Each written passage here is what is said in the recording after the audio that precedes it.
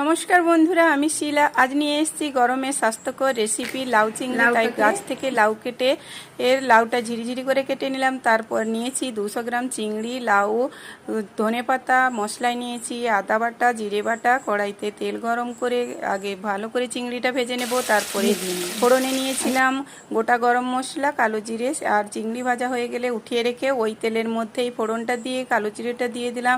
তারপর একটা মশলা প্রিপারেশন করে রাখছি, আদা বাটা, জিরে বাটা জলের সঙ্গে দিয়ে লঙ্কা গুঁড়া, হলুদ গুঁড়া দিলে ভালো করে মাখিয়ে রাখবো। ফোড়নটা ভালো করে ফুটে উঠলে ওর মধ্যে গুলিয়ে মশলাটা দিয়ে ভালো করে কষিয়ে নিব। আর তার মধ্যে দিয়ে দিব লাউটা যতক্ষণ না জল ছাড়ছে একটু ঢাকা দিয়ে মিশিয়ে নিব, যতক্ষণ না সেদ্ধ হচ্ছে। এখন আমার এই রেসিপিগুলো কেমন লাগে কমেন্ট করে জানাবেন। ভালো লাগলে প্লিজ লাইক সাবস্ক্রাইব করুন।